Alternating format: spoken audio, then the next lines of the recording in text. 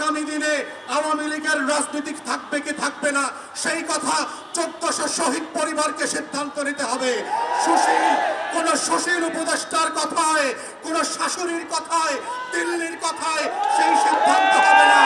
আমাদের বক্তব্য খুব পরিষ্কার, গণঅভ্যুত্থানের পক্ষের শক্তিরা গণতদন্ত কমিশনে গিয়ে উন্মুক্ত শুনানিতে অংশ নিয়ে বাংলাদেশের কোটি কোটি নাগরিক যেখানে নিবন্ধন করে তাদের মতামত দিতে পারবে, সেই মতামতের উপরে ভিত্তি করে আওয়ামী লীগ প্রশ্ন, গণহত্যার প্রশ্ন, জাতীয় পার্টি এবং 14 দলীয় দিল্লির গোলামদের ভবিষ্যৎ কি হবে সেইটা সিদ্ধান্ত নিতে হবে এবং সেই সিদ্ধান্তের উপরে ভিত্তি করে আওয়ামী লীগের ভবিষ্যৎ নির্ণীত হবে। এই প্রস্তাব দেবার 7 মাস 8 মাস পেরিয়ে গেলে পরে আমরা দেখতে পাচ্ছি জুলাই গণহত্যা নিয়ে কোনো উচ্চবাচ্য করবার আয়োজন দেখতে পাচ্ছি না। জুলাইয়ের গণকবর যেটা আমরা আগস্ট সেপ্টেম্বরে ভিজিট করেছি সেইখানে উপদেষ্টাদের যাবার কোনো মদত দেখতে পাচ্ছি না।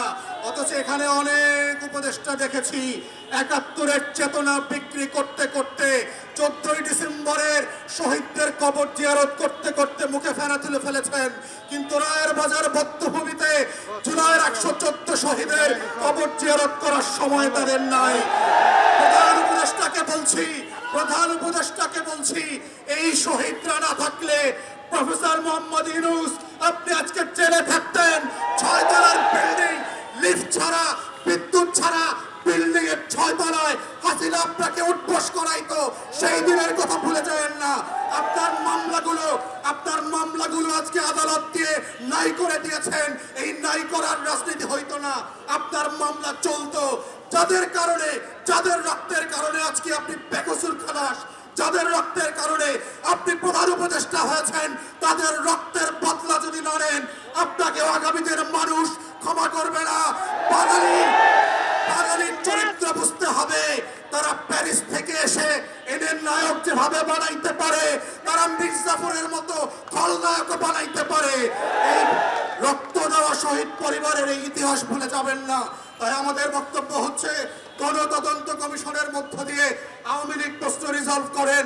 এবং আমরা বারবার বলেছি বিভিন্ন প্রেসে এবং টকশোতে কি কি অপশন হতে পারে।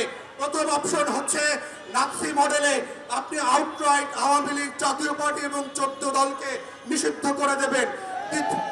দ্বিতীয় অপশন হচ্ছে যদি ট্রুথ অ্যান্ড রিকনসিলিয়েশন ফর্মে যান সাউথ আফ্রিকার মডেলে, তাহলে কাদের বিচার করবেন, কোন কোন অপরাধের বিচার করবেন, আর কাদেরকে তওবা কমিশন করে হেফাজতের আলেমদের সামনে ক্ষমা চাওয়া মাফ করাইতে হবে সেইটা আলাদা করতে হবে।